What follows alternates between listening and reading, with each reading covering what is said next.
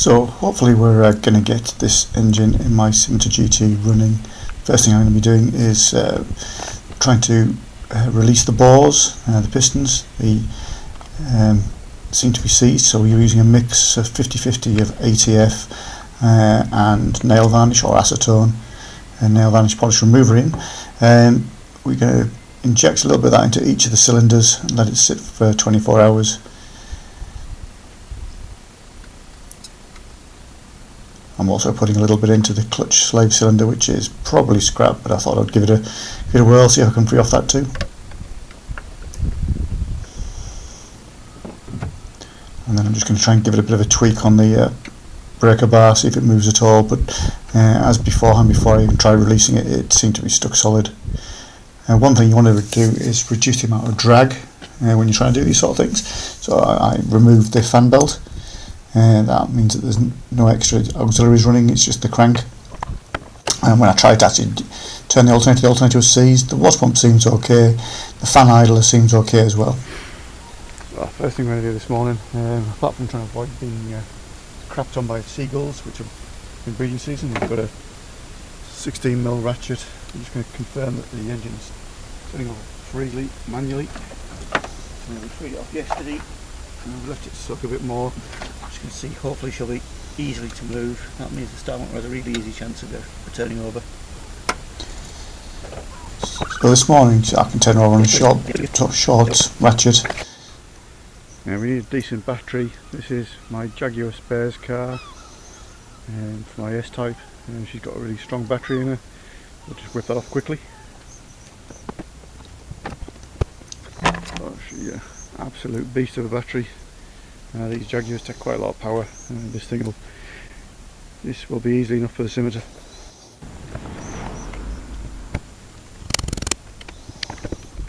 Unfortunately, the battery doesn't fit in the location properly. They use quite a small battery in the Scimitar. One thing I did notice was the starter motor was stuck, or I thought it was stuck, so I took it off, gave it a good clean and test. Actually, it turned out to be fine. Took off this mishmash, the old plug leads that have been left behind. Got another set from another engine. Might be better get rid of these.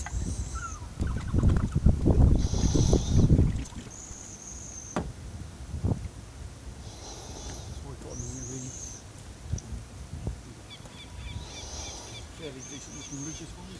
We'll just pop the cap off, make sure there's actually a rotor arm in there. Use a small screwdriver just to pry the clip off.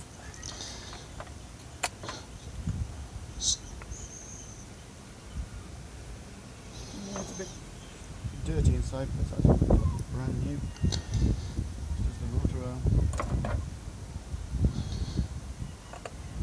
So throughout this ordeal I've replaced the spark plugs, the rotor arm, the distributor cap, the points, the condenser, the plug leads and the plugs themselves and the coil. I've fed the coil directly from the battery supply for testing, and I've had to adjust the points. At one point I had to clean the points.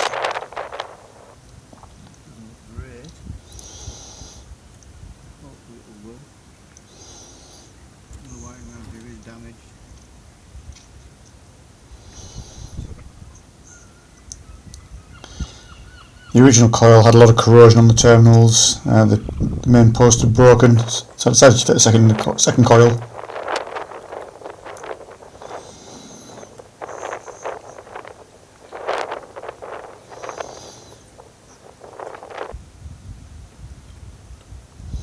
The aim here is to get a spark on the king lead, which is the main lead, out of the coil, and then to work forwards, checking for spark on the spark plugs when the distributor is running.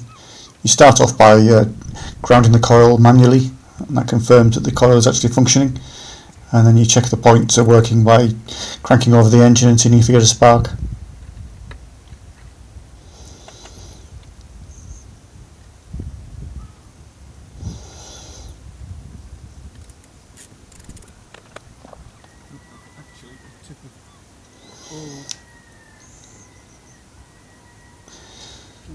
So the old coil had as I said there, the tip of the old king lead stuck in it.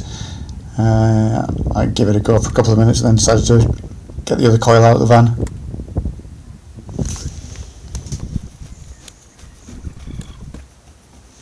Well and truly rusted in there. I'm going to go for the spare coil.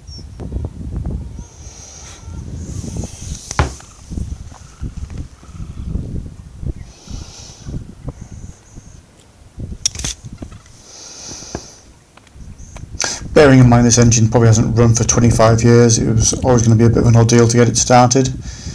And I had no idea if it had compression, no idea if it had any fuel, if the carburettor was right. But if you've got compression, you've got fuel and you've got a spark, then it should run.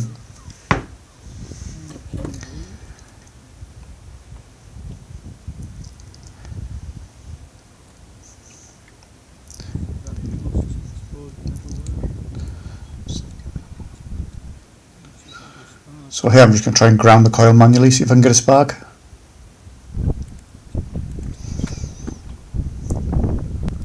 You can't actually see it, but there is actually a spark between the king lead and the alternator bracket.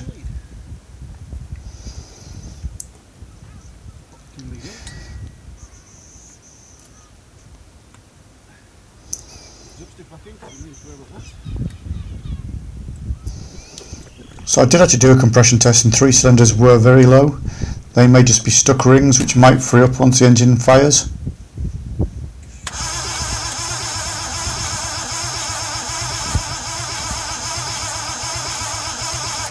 Unfortunately she wasn't having any of it, she wouldn't even spark once.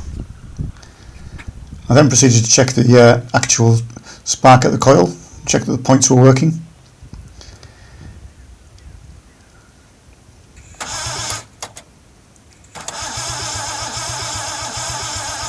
And I was getting absolutely nothing.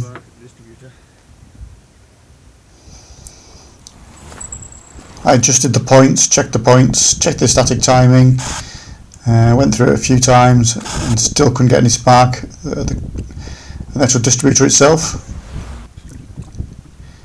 I checked at the king lead, there was still no spark.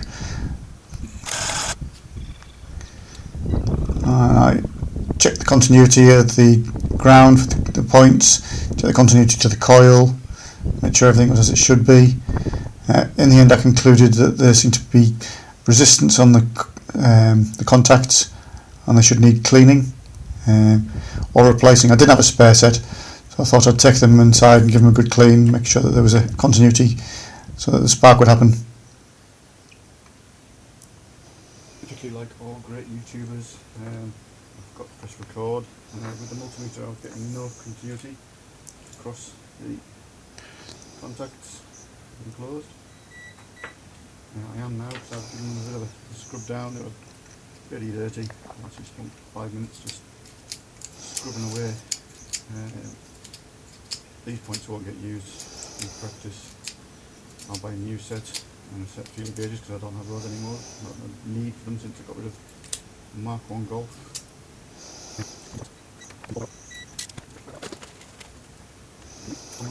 So I made up a new wire for the points as well, because the wire that was there was old and corroded. Wasn't brilliant. I think it was just about working, but I thought I may as well make up a new wire while I was at the bench.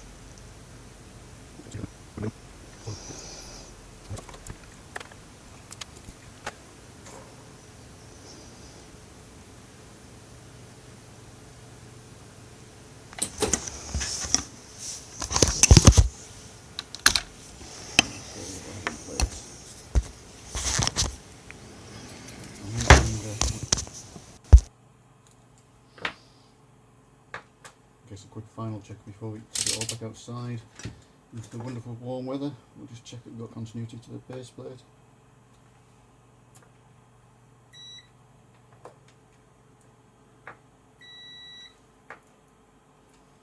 And again we seem to have a lack of decent continuity. I think it's just dirt on the terminals.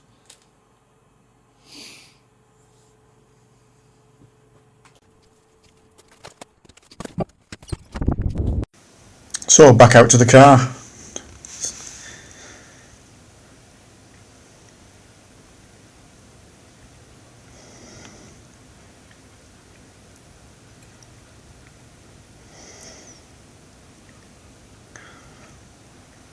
So the points were refitted, plugs had been changed, carburetor had been checked over. It's not the right carb, but I gave it a check over.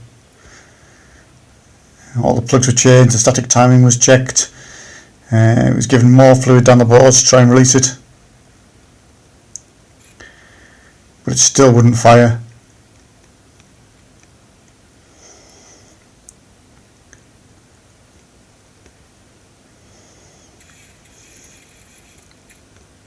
There was a little bit of a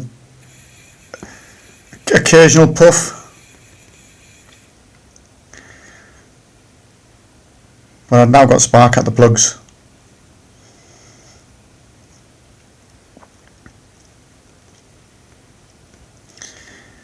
We've been using a bit of easy start. It fires easier than normal petrol and is more controllable.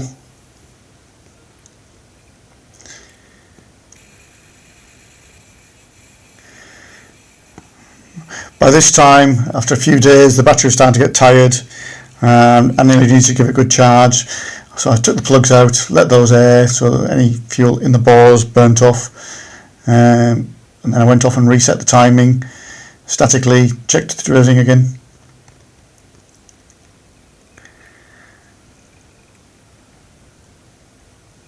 And then last night,